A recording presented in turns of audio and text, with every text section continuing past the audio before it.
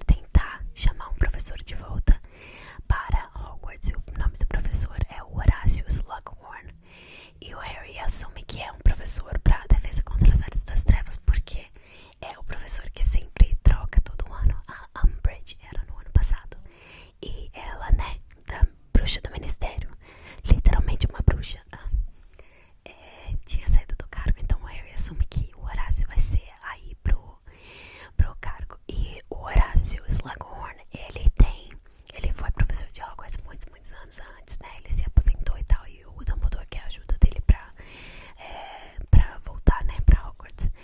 E ele tinha, tipo, um clube do Slug. Ele gosta de estudantes talentosos e que vão trazer benefícios pra ele no futuro. Ele não precisa estar no centro das atenções, ele movimenta tudo nos bastidores, influencia pessoas, apresenta pessoas que são importantes e essas coisas pra ele também colher os frutos. Então ele é bem pomposo, bem, sabe, tudo assim. E ele era, obviamente, da Sonserina. Então ele fica meio super querendo conhecer o Harry, né? Que seria aí a principal joia do clube dele, digamos assim, né? O menino mais famoso, o menino que sobreviveu. Então ele aceita voltar pra Hogwarts. E aí o Dumbledore leva, então, o Harry pra toca, onde ele vai passar o resto das férias com a família Weasley. E ele explica pro Harry que, né, tem toda a proteção na casa, porque o Harry, né, enfim, tem toda essa questão aí. E aí o Harry tá lá nos Weasley e descobre que a Flor, vocês lembram da Flor do quarto livro? Ela era campeã da Bobaton. Ela tá lá também porque ela está namorando o Gui, o irmão mais velho do Rony. E então a Gina e a dona Weasley, a senhora Weasley, não gostam muito dela e tal. E ela tá namorando o Gui, então ela tava também. E aí, não sei se vocês se lembram, mas no quinto livro eles fizeram os testes, né? Os nomes, os níveis ordinários em magia. E o Harry recebe aí os resultados. E ele fica muito feliz com os resultados dele, ele se deu bem. Mas ele queria sempre ser Auror, né? E o professor Snape, o professor de poções, falou que não aceitaria menos de um ótimo, né?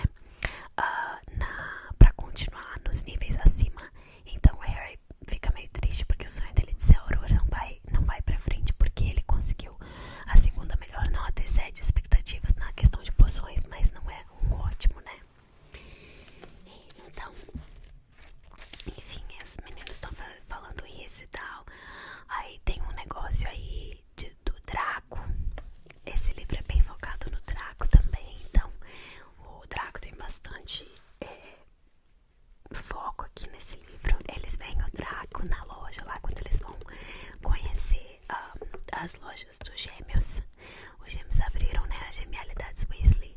Eles vão lá conhecer a loja e tal. Eles veem o Draco, eles se escondem, vão ver o que o Draco tá fazendo. O Draco tá indo na Potions and Burgs e tal. Eles não entendem direito o que tá acontecendo, mas tem bastante desconfiança aí em relação ao Draco. E o Harry está convencido de que o Draco virou um comensal da morte. E ele fica falando pro Rony e pro Hermione o tempo todo e eles não escutam ele. Mas ele tá convencido de que ele é um comensal da morte. E o Harry também recebe o distintivo de capitão de quadribol. Então ele vai montar aí o time de quadribol da temporada. E essa parte é interessante também pra quem gosta da parte do quadribol dos livros, né? Bom, lá no trem, né, o Slughorn chama ele pra jantar lá no clube e tal. E ele vê um dos meninos que tava lá nesse clube, era da Sonserina. E ele vê o menino voltando pro compartimento. E ele decide se esconder no compartimento pra ouvir o que o Malfoy tá falando. O Harry fica obcecado com o Malfoy nesse livro. Ele quer descobrir o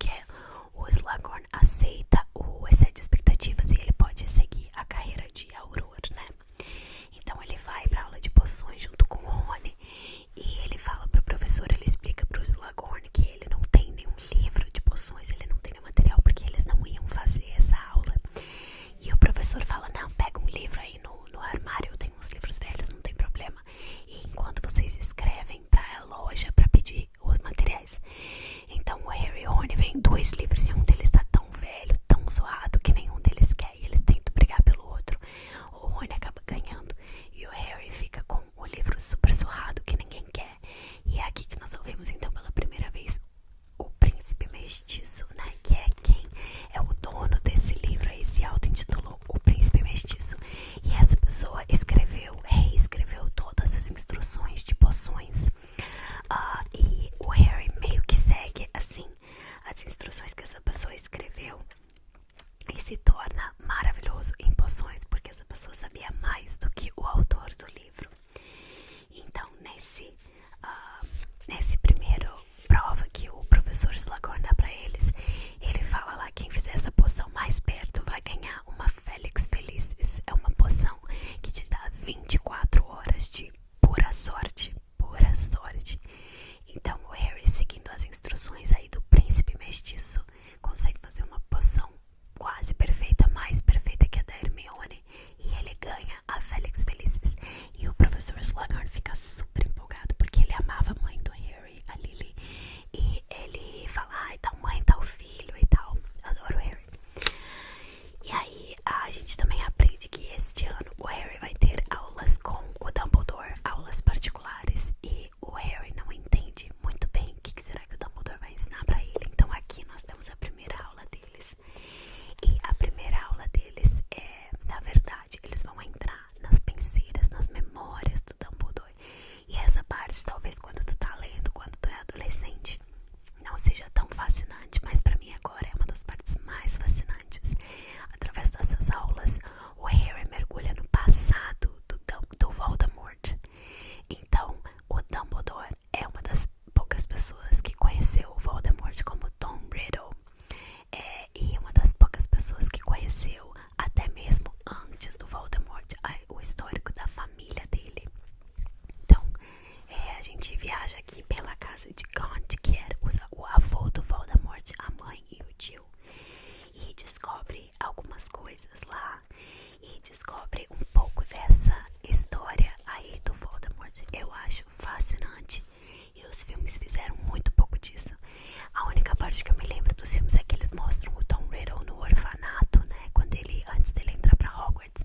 Mas tem toda uma outra história da família dele, quem que é a mãe dele, como que ele nasceu, como que era, sabe? Tem toda aí uma história muito legal que os livros trazem, que os filmes não mostram. Então, é isso aí. Bom, eu nem me lembro direito. Aí tem uma parte aqui do quadribol. O Rony volta a ser goleiro, né, do time. A Gina, né, volta a jogar de artilheira. E de pouquinho em pouquinho, aqui e ali no livro, a gente começa a reparar que o Harry tá começando a olhar pra Gina com outros olhos. E eu amo. É muito devagar, é muito sutil. Eles passaram o verão todo juntos, jogando quadribol, conversando. Então pra ele é natural continuar essa amizade. E quando voltam pra escola, ela é um ano mais nova, né?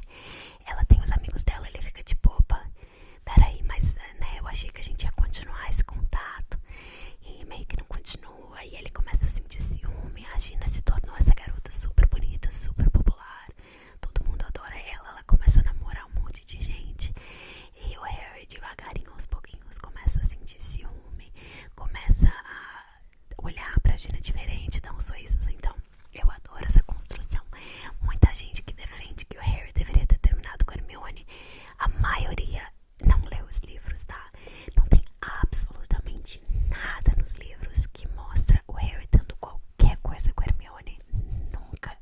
A relação do Harry e da Hermione é puramente de irmãos, de melhores amigos. Sempre foi assim, nunca teve nenhuma desconfiança, nunca teve nenhum "e se", nada. Desde o início, sempre ficou muito claro pra mim nos livros, sempre, sempre, sempre, que a Hermione ia terminar com o Rony, eles iam ficar juntos, e o Harry ia ficar com, aqui aparentemente, a gente começa a ver que ele vai ficar com a Gina. Então, a personalidade da Gina é bem diferente nos livros, ela é ótima, e a Hermione percebe de cara, já que o Harry tá de olhinho aí pra Gina. E então, assim, muita coisa acontece, pequenas coisinhas, coisas